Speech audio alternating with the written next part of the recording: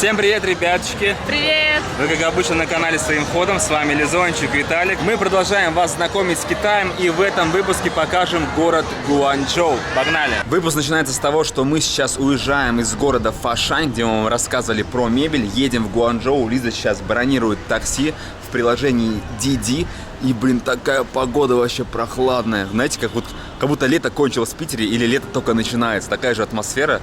Хочется теплые вещи одеть. С такси у нас произошел облом. Правительство ввело закон, что в определенные только дни люди, таксисты, неважно, любые автомобилисты, могут из города Фошань ехать в Гуанчжоу. Сделано, чтобы не было трафика и пробок. И как мы поняли, сегодня в Гуанчжоу мы уехать не можем. То есть можно поехать только на метро. Благо, прямо рядом с нашим отелем в городе Фошань есть метро. Спуск в метро очень быстрый. Видите, только зашел, хоп, ты уже находишься внизу. Тут просто так не пройдешь. Даже проверка есть, у нас не проверяют.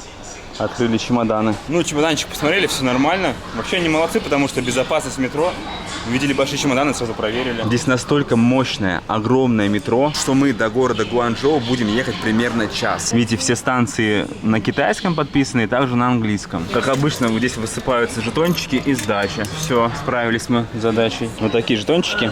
Пластмассовые. Нам ехать на пересадку на станцию Лиджао. Метро такое, конечно, современное. Большие телеки висят, стеклянное ограждение, чтобы никто не вывалился туда. Кстати, друзья, жили мы на станции Зумиао в городе Фошань. Это самая удобная станция, потому что она находится в центре. Рядом с ней все развлечения, которые есть в этом городе. Эти улицы с барами, ресторанами. Все это на этой улице. Запоминайте, здесь берите отель себе всегда. А вот и поезд приехал. Поезда вообще такие комфортные. Здесь кондиционер есть. Видно вот эту линию, куда поезд следует. Кстати, гораздо дешевле, чем на такси. Всего 12 юаней за нас с тобой двоих, да? Видите, в Гуанчжоу по-другому никак не добраться, поэтому посмотрите, какое метро. Полностью забито. Все едут на работу по делам. Прошло 40 минут. 40 минут мы ехали. Представляете? Это только до пересадки мы доехали. Сейчас пересаживаемся и дальше едем. А выход оказался без эскалатора. Все на велосипедах катаются. Самое печальное, что колесо просто сломано. Оно вообще не едет. Приходится вот так вот чемодан брать и вперед вы руками толкать. Это, конечно, очень неудобно. Мы на месте, друзья, дотащили свои чемоданы. Вот наш отель, называется вот так вот. Отель находится в центре, очень удобное расположение, тоже рекомендую. Лизончик уже регистрируется, отель называется Вайфиден. В этот раз хочу обратить внимание вот на эти штуки. Я сейчас думал, что это какие-то пауэрбанки, а это, видимо, переносной Wi-Fi. То есть в каждом отеле они уже были, я почему-то их не снимал, думал, какая-то фигня. Берете с собой вот эту штуку, она, видите, подзаряжена уже, и у вас будет интернет. Но лучше просто купить сим-карту, как мы вам показывали на острове Хайнань. Ребята, я к такому не был готов. Сейчас вам такой сделаю небольшой обзорчик китайского номера в гостинице. В общем, вот главный вход. Здесь такой мониторчик. Тут можно включить эту штуку и, собственно говоря, вызвать там консьержа туда-сюда. Вот здесь все это дело делается. Это душевая кабинка, раковина, тапочки, полотенце. Это само собой. Смотрите, что здесь. То есть есть туалет. Космический вот такой туалет. Так, и вот мы такие садимся на туалет, там все свои дела сделали. Все вот на этой панели. То есть можно немножко смыть, а можно смыть много. Оп. Все. Еще есть вот такие кнопочки, чтобы пустить водичку себе в одно место и помыть там все. Ну и вот самое главное, друзья, посмотрите, кроватка, Лизончик там уже работает, не может никак без работы. Давайте начнем с кухни. Вот такая кухня, есть даже электрическая плита. Здесь имеется посудомойка, это просто номер в отеле. Ну, чайник, само собой, микроволновая печь, стиральная машинка здесь есть. Холодильник, интересно, мини-бар имеется? Без мини-бара. Кондиционер, такая часть мини-гостиной, здесь можно отдохнуть. И здесь спальное ложе и кондей, причем есть такой, а есть который сверху дует, вообще красота. И вот такой вид из окна на Гуанчжоу, друзья, посмотрите, река, огромный мегаполис нас ждет. 2 дня здесь будем тусоваться. Сон такой тепленький у меня. Пупсик. О, сексуальненький, мягенький. Как мишки Гамми. Несколько в одном? О, блин, так давно тебя не видел в теплой одежде. Такой пупсан. Ну, прям поцеловать хочется. Пора в Исландию. Ребят, поехали с нами в Исландию. Все подробности у меня в личке. У нас летом много туров по Исландии. Присоединяйтесь к нам. А если вы не подписаны на нашу группу ВКонтакте, ребят, там все анонсы новых путешествий, в которые можно с нами поехать. Что за реклама пошла? Не понял, ты чё? Все, пойдем? Все, друзья, мы заселились и сейчас направляемся в место, которое очень популярно среди русских туристов. Там продаются реплики самых известных брендов. Мы вообще категорически против того, чтобы все копировали, нарушали законы, но просто хотим вам показать это место. Но ни в коем случае не призываем покупать подделки. Если вы заметили, мы очень тепло оделись, потому что здесь, в городе Гуанчжоу, температура 18, ну максимум 20 градусов. Я что-то такой голодный, мы на рынок уже заходим. И по идее можно что-нибудь перекусить. Смотрите, вон димсамчики продаются. Всякие рисовые шарики, котлеты. 6 юаней получилось, да? Это получается спринг ролл. Там внутри вдоль идет крабовая палочка. Это, видимо, все свинина. Попробуй. Не, не хочу. Она вежливо сказала, не хочу, ешь сам. И как мы поняли, вообще учить языки очень плохо. Вот я хожу, мне все китайцы нравятся. А я с русскими познакомился, они говорят, что... Ну, они знают китайский язык, и они говорят... Когда учишь китайский язык, начинают выявляться всякие неприятные стороны Китая, там туда-сюда, начинаешь их понимать. А так ты идешь, ни хрена не понимаешь, и тебе прям хорошо, весело на душе. Идешь сам, вот в голове своя атмосфера, мне так нравится больше. Ну все, друзья, мы пришли. Русские его назвали рынок Шарик, на китайском он называется по-другому. Но если вы вобьете в интернете, в гугле «Шарик», вы сразу сможете прочитать про этот рынок. Как я уже вам сказал, здесь представлены реплики мировых брендов. Вот, например, смотрите, сумочка Dolce Gabbana красненькая, вот такая. Вот все сумочки эти Dolce Gabbana, они стоят 400 юаней всего лишь. И это такая копия, которую вообще не отличить на самом деле. Здесь вот сумочки от Victoria's Secret, смотрите, такие красоточки. 150 юаней эта сумочка, 80 юаней вот такая сумочка от Victoria's Secret.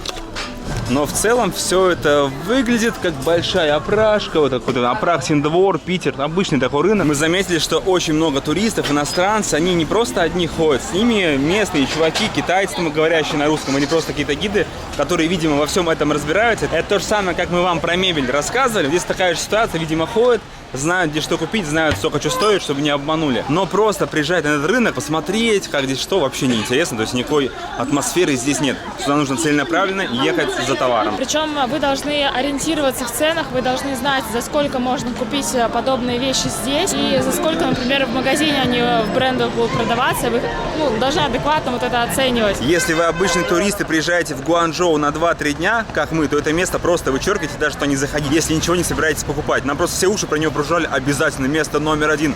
Днище еще то. Вот так вот смотришь на людей где-то в Питере или в Москве, они все ходят увешанные в брендах, а на самом деле все покупают вещи себе на китайских рынках вот таких. И вопрос, зачем? Нахрена вам это говно, ребята? Просто путешествуйте, наслаждайтесь жизнью. Гуччи, Я вот вообще не понимаю людей, которые гонятся за брендами, шмотками. Ой, сумочка от Гуччи, нижнее белье Victoria's Secret. Между прочим, очень хорошие. Да? Я считаю, что брендовые вещи покупают люди, которым некуда засовывать свои деньги уже. Да, их уже можно понять, да? Но когда ты обмениваешь возможность поехать в какую-нибудь новую страну, отдохнуть на месяцочек, на сумку, которая стоит 1000 баксов, вот таких людей я вообще не понимаю. Ой, чувак, видите, нормально затарился. Красава. В общем, я за то, чтобы этот рынок снесли и уничтожили. Не должно таких рынков быть на земле. Это неправильно. Нам так нравился Китай в начале, но когда я приехал на рынок Шарик, все впечатление испортилось. Так, едем скорее отсюда вообще. Ну, я бы все-таки взяла себе Victoria's Secret сумочку. Я спалил, смотри. В смысле? Сумочка там осталась. Victoria's Secret. Все входы метро под охраной. У всех проверяют вещи, как в аэропорту. Метро самый быстрый способ передвижения. Да, Павсан? Да. И сейчас мы отправляемся на Пекинскую улицу в городе Гуанчжоу. Это самое, одно из самых знаменитых мест. Хотим его посмотреть. У них такая привычка дурацкая. Смотрите, люди еще не вышли, а китайцы уже заламливаются в поезд. Вот это, конечно, минусок, но ничего, не аккуратненько заходит вроде. Здесь, знаете, в вагонах такой рай, кондиционер. Приятно ехать. В Китае очень много вот таких вот велосипедов. Вообще, когда-то этот бизнес только зародился, один чувак это дело все придумал. И здесь в Китае такая фишка, что один чувак придумывает бизнес какой-то уникальный. Все другие начинают бизнес эти копировать, ставить стоимость меньше, все демпингуют, короче. И в итоге бизнес у всех обламывается и все исчезает. Этих велосипедов в компании было штук на 20-30. В итоге сейчас на рынке осталось 2-3, которые устояли. Вот так китайцы делают. Друг другу мешают бизнесы делать. Так, ну, в общем, мы приехали в новый райончик. Я вам хочу сказать, здесь получше. Здесь получше, да? Чем в той опрашке. Тут такой город, смотри, да, как красиво. Красивенько тогда, смотрите. Большие экраны, туда-сюда. Атмосфера какая-то своя, да. Не как вот в других странах Азии. Здесь такая другая азиатско-китайская атмосфера. Идешь так, даже не знаю, как ее описать словами какими. Ну, просто необычно. Кто был в Китае, думаю, понимаете меня абсолютно. Совершенно другой мир какой-то. Все, друзья, мы добрались до Пекинской улицы. Здесь дорога перекрыта. И здесь такая пешеходная зона огромная, посмотрите. Вот здесь-то мы сейчас позависаем с Лизончиком по полной программе, потому что можно туда далеко уходить. Много разных магазинов, здесь гигантские торговые центры. Это самая главная тусовочная улица, развлечений, сувенирные продукции. И здесь самое большое скопление туристов в городе Гуанчжоу. Чтобы попасть на эту улицу, приезжайте вот к этому метро. Совсем рядышком с метро находится улица. Видите, все ребята едят такие вот сосиски. И нам сказали, что они очень популярны, и нам нужно их обязательно попробовать. Тут очень много людей, друзья. То есть мы сейчас оплатили сосиски вон там в кассе, потом уже с чеком вот сюда подходишь, встаешь и стоишь, ждешь в очереди. Окей. Окей, thank you. Я баладил. Вау. Ну, это такой, знаете, перец с сахаром. Да, она остренькая, но... О, остренькая. Но очень вкусно сделано, необычно. Смотрите, она как цветок. Можно да? не посыпать вот этой штукой. Он спрашивает, спайси, не посыпайте, будет не спайси. Он сделал нам половинку спайси и половинку не спайси даже. Это получается целая улица еды, разные рестораны.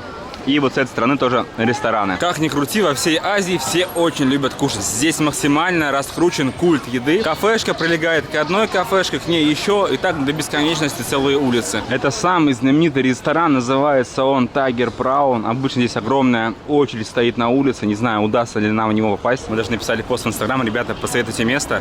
Человек 20 написали, что мы должны поесть в этом ресторане. Мы пришли немножко пораньше, сейчас 4 или 5 часов вечера, и есть места. Ну, ребят, посмотрите на это, здесь огромное количество людей. Я думаю, они сюда не просто так пришли. Меню очень большое. Мы сделали заказ, сказали ждать минимум 35 минут. Первое блюдо принесли ровно через полчаса. Это вот такие креветочки, они с соусом. На гриле, что ли, да, в чесноке сделано. Ништяк.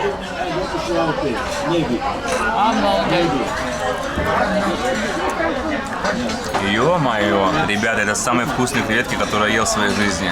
Как они это сделали? Такой вкус божественный. Это не просто креветочки, это креветки в салате. Там и орешки, и всякие овощи вот такие. А я обожаю грибы и взял себе вот такой салат из грибов. Очень мало овощей, и то есть все это грибы. Маленькие, большие, разные абсолютно. Также я рад, что мы пришли, друзья, в этот ресторан. Это очень вкусно. Люди, которые все это готовят, это просто какие-то боги в кулинарии. Я не шучу. С виду вроде бы обычный салатик, да, из грибов, но на вкус это невозможно передать на камеру. Мы взяли еще рыбу, вот такую вот прекрасную. Говорят, что она очень вкусная. Там два разных вида рыбы. Это одна из видов. Ее все рекомендовали. Это рыба на пару, приготовлена и в соевом соусе. Тестируем. Ну, рыбка вкусная, но мне больше всего грибы понравились. Такого я еще нигде не видел. Мы поели в сумме на 209 юаней. В общем, Tiger Prawn заслужил 5 звезд своим ходом. Я в восторге гастрономическом. Всем крайне рекомендую сюда сходить и поесть. Да, и, кстати, здесь не против чаевых, потому что работает англоязычный персонал и очень много иностранцев. Вообще в Китае как бы, не принято оставлять чаевые, потому что они обижаются, а здесь такие нормально. Ну, типа у нас нет сервис-чарджа, там такие намеки. Как вы думаете, куда мы идем? Я объелся, конечно, всем этим, но нас ждет эклер. Вот они, эклерчики. А у них здесь целое производство этих эклеров. Это не эклер. Это мороженое в сухариках. Смотри, мороженое прям? Да. Да ладно. Вкусно? Очень. А ну-ка, дай сюда. Это очень вкусно.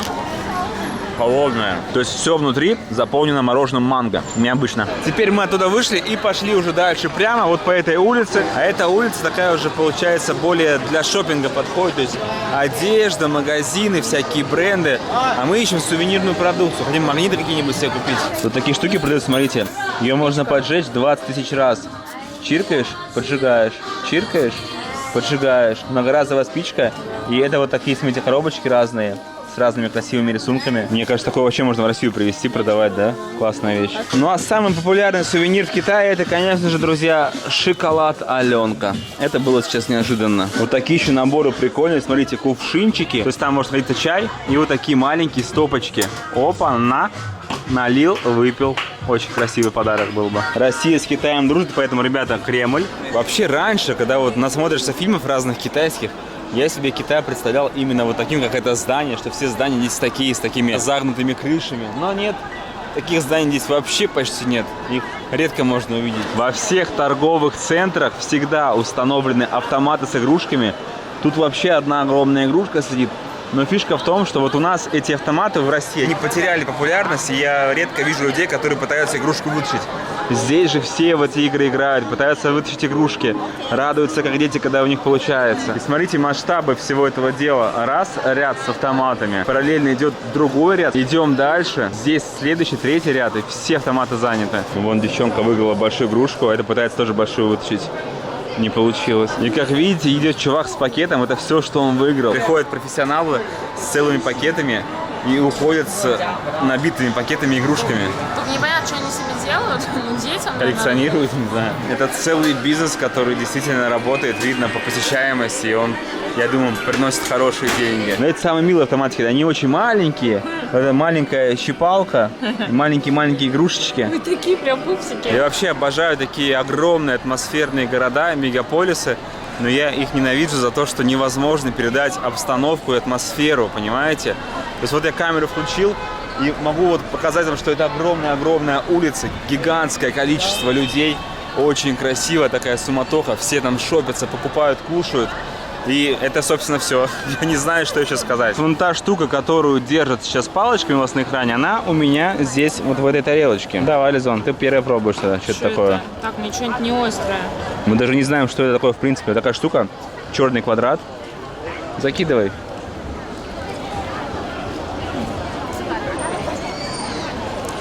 Что? Очень острая?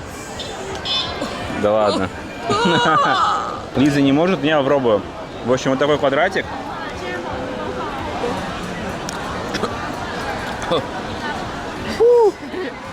Сейчас просто спичку подносишь, и пламя дракона будет. Вот такое похоже на тофу обжаренное, а внутри тофу очень много начинки, всякие там овощи. Но это адски острая штука какая-то, ядерная, смотрите. Больше похоже на уголь, внутри которого перцовая начинка. Внутри она вот такая. Ну, тофу какой-то, да, острый тофу. Я почти все съел.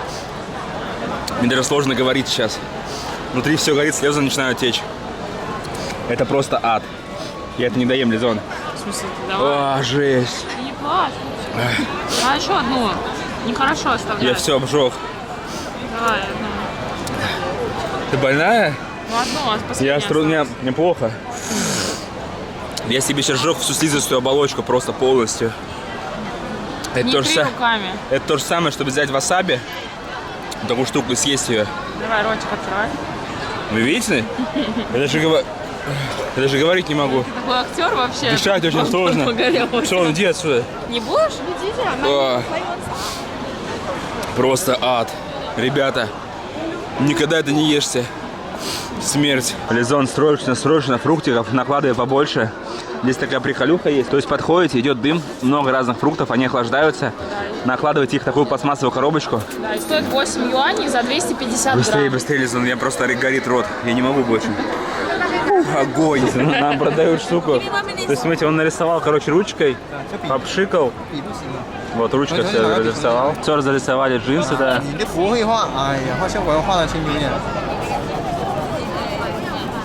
Please choose, please close, please empty. 来，他写这样说的，他写。 Типа попшикали, смотрите, и паста оттирается. Типа джинсы уже сразу, видите, чистые. Капец, напали на меня. Вот такая штука, короче. Ургест называется. А вот у него прайс написан на руке. 80 за одну. Фу, еле Реально, ушли. если вы будете уходить, вы сможете купить за 82, если вам такая штука нужна. 23 юаня за такую коробочку. Ну, вообще очень прикольно, да, набрался и покушал фруктиков. Завершение сегодняшнего дня, друзья, мы идем по направлению к набережной. Хотим посмотреть, как здесь вечером, много людей гуляет туда-сюда. Ну и по традиции перекресток. Обычный перекресток города, друзья, вот такая здесь атмосфера. Обычный город, высотные здания, все подсвечено, жизнь кипит. Как-то вот так вот, атмосферненько, конечно, классно. Но 2 дня мало для этого города. Лизончик меня уже засыпает, идет. Уже пора идти домой. Классная набережная, достаточно протяженная. Очень много людей гуляет, красивенько. Такие здания, все они с подсветкой, все на релаксе. Здесь такая какая-то атмосфера, знаете, спокойствие. Вроде бы людей очень много, но ты как-то идешь так комфортно, спокойно на душе, как-то легко. Даже не ощущается, что это гигантский какой-то огромный мегаполис, от которого должна башка трещать. Все бегут куда-то, что-то там спешат. Нет.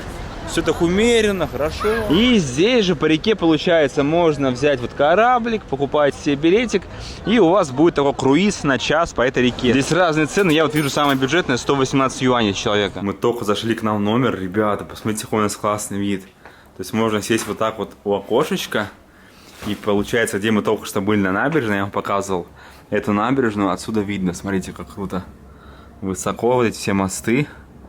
Очень красиво. Все, друзья, лайкосик заряжайте. Всех обнимаем, целуем, любим. И до встречи в следующих выпусках из Китая, из других стран. Если вы не знаете, у нас на канале огромное количество стран. Раздел плейлисты заходите. Там Филиппины, Маврикии, всякие Индонезии. Куча стран, больше 50. Смотрите, всем приятного просмотра и пока-пока. Увидимся.